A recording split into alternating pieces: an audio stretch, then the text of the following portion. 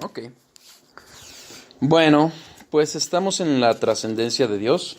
Perdón, me retrasé en enviarles el estudio. Espero que, pues en la medida de lo posible, hayan tenido oportunidad de escucharlo. Ojalá que así haya sido. La verdad es que yo lo escuché y me acordé y dije, caramba, ahora que está tan pesado, porque sí estuvo pesado, hubieron cosas difíciles quizás de entender, o más bien un mal maestro que no explicó bien, pero espero que haya quedado lo suficientemente claro, por lo menos para atender a dudas. Si les parece, hacemos un repaso de la trascendencia de Dios. Y bueno, el estudio pasado terminamos, si no me equivoco, lo que fue la perfección de Dios. Hablando de la perfección de Dios, hablamos de la necesidad de buscar la voluntad de Dios, conocerla y guardarla, obedecerla con temor, con agrado, con regocijo. Amarla, y para amarla necesitamos conocerla. Eventualmente todo ello es fruto del Espíritu. Una verdadera salvación, una verdadera transformación nos va a llevar a conocer a Dios, a buscar a Dios a través de su palabra. Y ese mismo Espíritu, el Espíritu de Dios, nos va a llevar a predicar la verdad de Dios, confiando en su voluntad, sabiendo siempre que su plan y su propósito son buenos, su voluntad es buena, es agradable y es perfecta. Él también nos invita a descansar en Él, aún en la santificación a la que nos llama. ¿Por qué? Porque el que empezó la obra en nosotros la va a perfeccionar, la va a completar. Y hablamos también de cómo era necesario recuperar esta doctrina de la perfección de Dios en las iglesias, porque se tiene una idea muy limitada de Dios. Creo que, como han visto a lo largo de estos estudios, muchas veces nos basamos también en Tozer, y Tozer hace mucho énfasis en eso, en la falla de las iglesias que tenemos al tener un concepto bajo de Dios derivado de una predicación mala de Dios. ¿Por qué? Porque no se busca al Dios de la Biblia. ¿Sí? Bueno, de ahí pasamos a la trascendencia de Dios. Les comenté, y si se fijan, son temas muy empalmados, lo que es la trascendencia de Dios, con la supremacía, con la infinitud, con la perfección de Dios. Llegó un punto en que llegué a la omnipresencia de Dios. Ya repasando estos temas dije, hubiera sido mejor tomarla después de la trascendencia. Lo van a ver por qué, porque primero Dios, hoy llegamos a lo que es la inmensidad de Dios. Inmensidad y omnipresencia están muy ligados. Pero bueno, todo lo que es trascendencia, supremacía, infinitud y perfección de Dios van muy ligados. No obstante, son diferentes. ¿De acuerdo? Vimos cómo en Job, todo lo que podemos ver y conocer, todo lo que la propia creación nos presenta de Dios, que si bien Dios se revela algunas cosas de Él, su divino poder y su existencia están manifiestos en la creación, pues es una cosa insignificante de lo que es Dios. Dios está por encima de todo ello, de lo que realmente es la creación, de lo que podemos incluso conocer. Aun si conociéramos el universo completo, sería muy poco. Hablando de la trascendencia de Dios, MacArthur la define como la separación y superioridad de Dios. Gruden habla también de que Dios es más grande que la creación e independiente de ella, y está por encima de ella.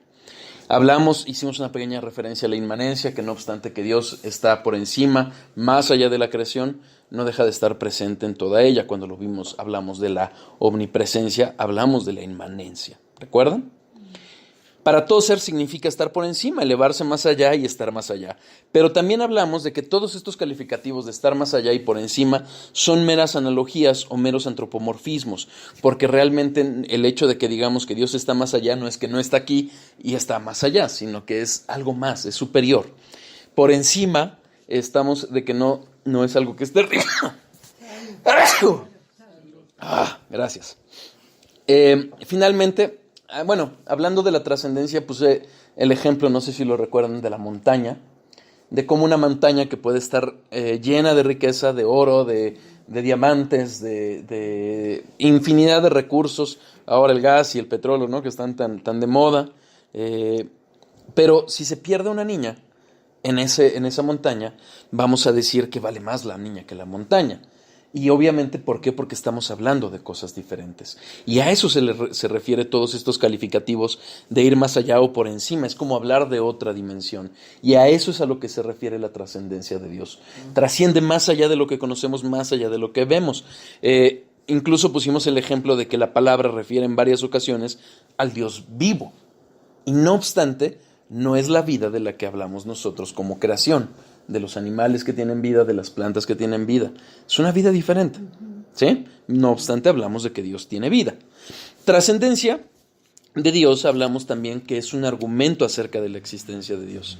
Y en ese punto hablamos acerca de los absolutos lógicos. Es decir, más allá de la mente humana, de lo que ha creado la mente, existen absolutos lógicos que trascienden a todas las naciones, a todas las mentes del mundo, y que no dependen de la mente humana, porque no todas las mentes, por ejemplo, un loco no va a entender esta situación, o hablando de lugares diferentes y en épocas diferentes, hablamos de absolutos que son existentes ahí. Absolutos lógicos como la ley de la identidad, es decir, lo que es y lo que no es. La ley de la no contradicción, algo no puede ser y no ser al mismo tiempo. La ley del medio excluido, una declaración es verdadera o falsa sin un punto intermedio. Por ejemplo, la embarazada. No puedes estar un poquito embarazada o mucho embarazada. Tú no, César, tú eres hombre. Pero o está o no está una mujer embarazada y punto. ¿De acuerdo? Finalmente todos, esa lógica trascendente, universal, que va más allá de la lógica humana, que la lógica humana la puede reconocer, pero no la creó. Es como si la hubiera descubierto, mejor dicho, demuestra una mente trascendente, una mente que va más allá de todas las mentes humanas y que nos hablan justamente de la existencia de un Dios trascendente, ¿sí? Hablamos también de que los nombres de Dios, cuando hablamos de Yahweh y de todos los calificativos que en primero Dios veremos, también nos muestran esa trascendencia. Vamos a ver, si llegamos a la eternidad de Dios, vamos a ver cómo también vamos a volver a retomar lo que es el nombre de Dios. Y todos los calificativos que primero Dios veremos, como Jehová Sabaoth, o Jehová Jireh, o Jehová Rofe, refieren a esa trascendencia, a un ser de Dios que fue, que es y que será, que es eterno, que trasciende a lo que nosotros conocemos, a nuestro hoy, a nuestro presente, a nuestro lugar, a nuestra propia dimensión, ¿correcto? Y hablando de las consecuencias, es cuando empezamos a hablar de que el alma, nuestra alma tiene esos reflejos de esa trascendencia. Uno de ellos es justamente la eternidad, cuando nosotros podemos entender que nosotros podemos relacionar nuestro presente con nuestro pasado, con nuestro futuro, no porque lo conozcamos, sí, pero en esos planes. Y eso habla de una trascendencia de Dios, ciertas características del ser divino que están plasmadas, o hay una sombra en nuestras almas, y eso nos habla de la trascendencia, una consecuencia de la trascendencia en nosotros mismos. Y hablando de MacArthur, bueno, yo creo que ahí lo voy a retomar para hablar de lo que es la revelación. ¿Dudas? ¿No? ¿Todo bien? ¿Todo claro? No, la trascendencia de Dios puede estar ligada con la eternidad de Dios. Con la eternidad, con la infinitud, pero no es lo mismo.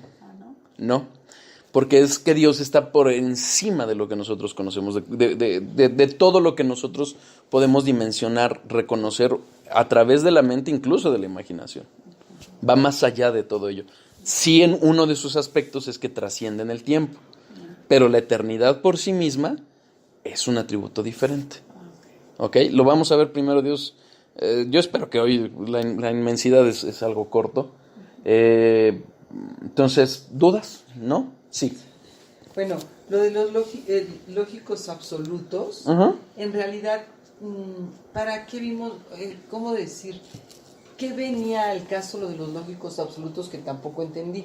Pero ¿por qué? Que bueno, sí, o sea, es una cosa eso, no eso. No encontré mucho ni lo que eran los lógicos, ni como para qué lo mencionan. Las leyes de lógica sí las ubicamos, ¿no? ¿Por qué las vimos? Sí. Porque cuando hablamos de la trascendencia de Dios, hablamos de una lógica que va más allá de la razón humana. O sea, que no fue creado. Vamos, la lógica no existió cuando los griegos la descubrieron.